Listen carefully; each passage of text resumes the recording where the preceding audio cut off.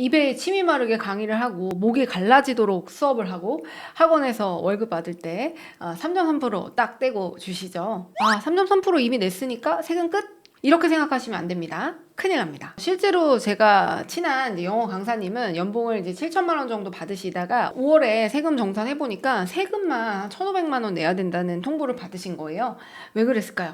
오늘 이 영상은 학원 강사, 과외 강사, 교습소 운영하시는 분들을 위한 영상입니다. 3.3% 떼이고 받는 프리랜서 강사분들이 꼭 알아야 될 종합소득세 A부터 Z까지 지금 시작해 볼게요. 자, 먼저 가장 중요한 게 나는 어떤 강사인가가 중요해요. 학원 강사님도 두 가지 종류가 있거든요. 이거 헷갈리시면 안 됩니다. 첫 번째는 정규직 강사로 이제 근로소득자 분들이겠죠. 그래서 학원에서 4대 보험에 가입을 하시고 월급을 받을 때 근로소득세 원천징수를 받으신 분들은 연말정산을 하셨기 때문에 세금 신고는 끝난 거예요.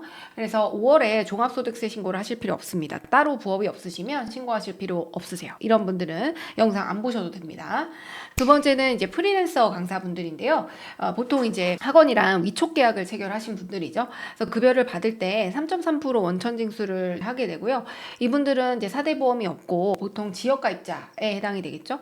이런 분들은 이번 5월 종합소득세 신고가 필수다라고 보시면 되겠습니다. 여기서 잠깐 이제 헷갈리시는 분들 위해 정리를 하면요. 월급 명세서에 3.3%가 떼어 있다? 그럼 프리랜서 강사니까 5월달 종합소득세 신고 하셔야 되고요. 4대 보험이 떼었다라고 하시는 분들은 근로소득자시기 때문에 그냥 2월달에 연말정산 하신 걸로 끝납니다. 2월달에 연말정산 못 하셨으면 이번에 신고하셔야 돼요. 이번에 신고해서 부양가족공제나 의료비나 교육비나 이런 공제들 받으셔야 됩니다. 그리고 이제 중요한 게 이 학원 강사분들이 왜 세금 폭탄을 맞게 되는지 이제 말씀을 드릴게요. 대부분은 장부를 안 써서예요. 그래서 국세청은 장부가 없는 이제 강사분들에게 적용하는 경비율이라고 하는 게 있는데요. 단순 경비율, 기준 경비율이라는 게 있어요. 그래서 직전 연도의 연수익 금액이 2,400 미만이면 단순 경비율이 61.7% 정도 되거든요. 그러면 수익 금액이 2천만 원이라고 하면 경비 1,200만 원을 거의 그냥 빼주기 때문에 환급받을 수 있는 확률이 100%가 되는 거죠. 근데 직전 연도 연수익 금액이 2,400만 원이 넘어갔다. 이런 강사분들은 기준 경비율이 학원 강사님은 15.4%밖에 안 돼요. 그렇기 때문에 실제 계산을 해보면 7천만 원을 버는 강사님이 장부를 안 쓰고 추계 신고했다? 그러면 7천만 원 중에서 15.4%는 1,000만 원 정도 되거든요. 그 금액을 빼면 6천만 원 정도가 과세 대상 소득이고요. 세금만 930만 원 정도 나오게 됩니다. 근데 이거를 장부를 제대로 써서 수익 금액이 7천만 원이고 교재비나 차량비나 통신비 이런 것들을 한 2,500만 원 정도 지출해서 공제를 하고 나면 과세소득이 4,500만 원이 되거든요. 그럼 세금은 600만 원이 돼서 그 세금만 300만 원이 줄어듭니다. 그래서 장부를 쓰는 것만으로도 300만 원이 절감되는 그런 효과가 있는 거죠. 그래서 나라에서는 장부 만들라는 거예요. 그래서 직전 연도 수익 금액이 2,400만 원이 넘으면 장부 작성하는 방식으로 신고를 해라 라고 하는 것이 어떤 국세청의 의도다라고 보시면 되겠고요. 그러면 뭘 경비로 처리할 수가 있겠는가? 장부를 작성하려면 비용 처리를 한다는 거고 비용 처리할 게 뭐가 있어야 되는 거 아니냐? 굉장히 많은 것들이 있을 수 있죠. 학원 강사님들은 첫 번째는 이제 교재 구입을 하시죠. 그래서 이제 다른 교재들도 본인이 공부하거나 수업 준비용으로 모니터링 하셔야 되기 때문에 그 용도로 사신 책이나 참고서 이런 것들은 전부 경비 처리가 됩니다. 그래서 교재를 이제 자비로 사서 또 수강생들에게 나눠주신 것도 당연히 경비 처리가 되셔야 되겠죠. 그다음 두 번째는 이제 화이트보드 마커라든가 프린트, 잉크, A4 용지, 포스트잇 이 강의 준비에 쓰는 모든 소모품들도 당연히 경비로 인정받으실 수 있습니다. 그리고 노트북이나 태블릿, 프린터, 태블릿 펜, 스마트펜, 웹캠, 마이크, 조명 이런 것들이죠. 업무용 IT 기기들도 당연히 비용 처리 가능하고요. 요즘 줌으로 수업하시는 분들 굉장히 많으시더라고요. 온라인 수업을 하는 그 줌 장비 같은 경우에도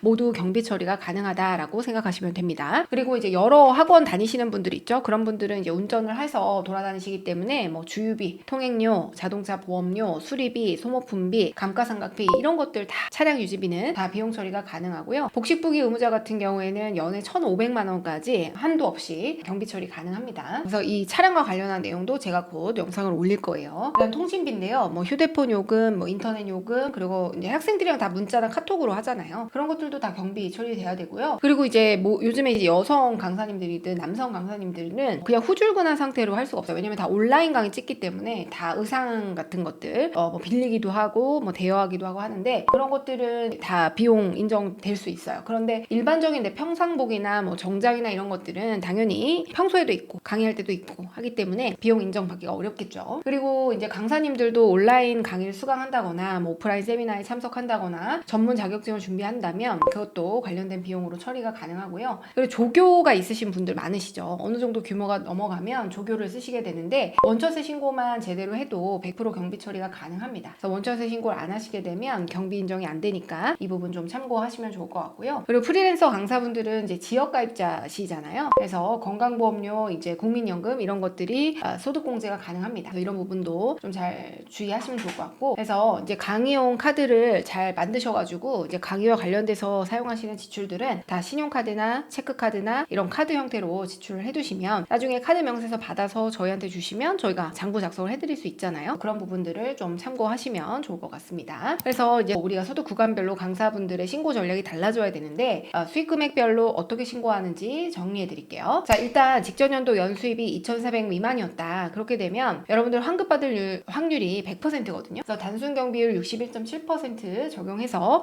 모두 채용 신고서로 신고하시면 됩니다. 별도의 증빙 필요 없고요. 경우에 따라서 이제 환급액이 달라지게 되겠죠. 그래서 이 구간에 이제 강사님들은 모두 채용 신고서로 충분하고요. 연수입이 2,400에서 7,500이었다 라고 하게 되면 그때는 장부를 쓰시는 걸 추천드립니다. 그래서 단순 경비율 적용이 더 이상 불가능하기 때문에 기준 경비율 대상자이신 분들은 간편 장부를 통해서 실제 사용하신 경비를 인정받고 경비 증빙을 철저히 하시게 되면 결국에는 이제 환급을 받으실 수 있거든요. 수수료 10만 원에서 30만 원 쓰고 100만 원에서 300만 원 환급 받는다고 하면 안 할 이유가 없겠죠. 그리고 연수익 금액이 7,500이 넘어간다. 그때는 이제 복식부기 의무자이기 때문에 무조건 이제 세무대리인 저와 같은 전문가를 통해서 신고하셔야 됩니다.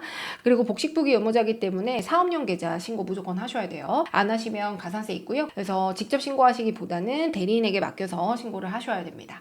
그래서 이 구간에 계시는 이제 강사님들은 이제 고소득 강사분들이거든요. 그래서 혼자 하시게 되면 손해를 엄청 보시게 됩니다. 그리고 이 경우에는 또 사업자 등록을 통해서 세무상의 안전성을 좀 비용 처리를 좀 도모하는 것이 중요할 수 있다. 그렇게 생각을 하시면 됩니다. 그리고 이제 강사님들이 절세할 수 있는 꿀팁이 뭐가 있느냐 이제 많이들 질문 주셔서요.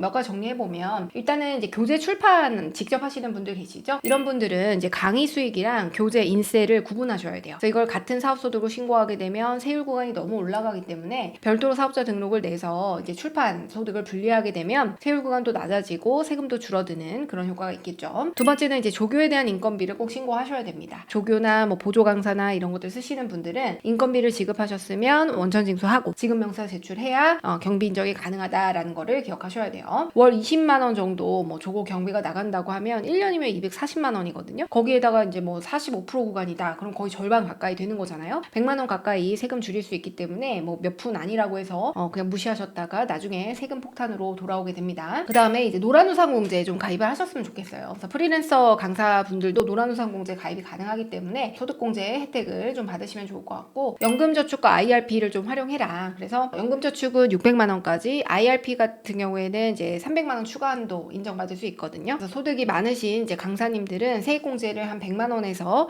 뭐 한 140만 원 정도까지 받으실 수 있기 때문에 안 할 이유가 없다. 그 다음에 이제 사업용 계좌 신고 꼭 하셔야 됩니다. 그래서 연수익 금액이 7,500이 넘어가면 복식부기 의무자에 해당이 되고요. 사업용 계좌 등록을 하시는 게 의무화됩니다. 등록을 안 하면 가산세 그냥 때려받거든요. 그렇기 때문에 홈택스에서 주민등록번호로 꼭 신고를 해두셔야 되겠어요.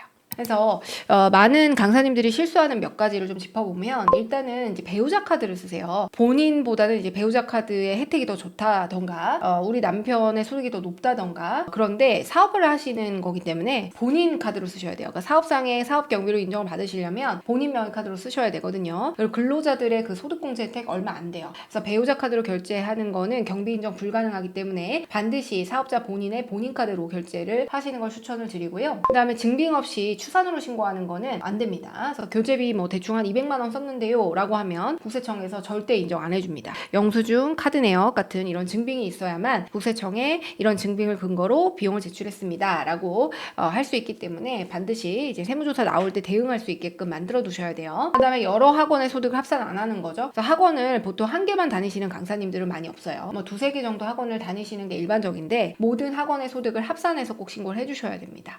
그래서 하나라도 빠뜨리게 되면 되면 과소신고 가산세가 이제 폭탄을 맞게 될 수 있어요. 그래서 홈택스에서 이제 지급 명세서라고 해서 내가 어느 학원에서 얼마를 받았는지 또 그 금액이 맞는지도 체크하셔야 되거든요. 여러 군데 학원에서 하다 보면 소득이 누락되거나 이런 경우가 있기 때문에 본인이 잘 챙기셔서 얼마의 금액을 받았는지를 체크해 보시면 좋지 않을까 생각이 듭니다. 그래서 이제 많은 강사님들이 저도 강의를 하고 있지만 정말 입에 침이 마르도록 목이 갈라지도록 수업을 하시잖아요. 저도 지금 목이 갈라진 것 같은데, 그래서 그 소중한 수입이 허무하게 세금으로 날리지 않도록 또 도와드릴 수 있으니까요. 또 우리 디자인텍스의 종합소득세 신고 의뢰를 원하시면 연락 주시고 세금을 좀 많이 아끼실 수 있으면 좋을 것 같습니다. 네. 오늘 이 영상이 도움이 되셨다면 좋아요와 구독, 알림 설정 부탁드리고요. 저는 그럼 다음 영상에서 찾아뵙겠습니다. 감사합니다. 안녕.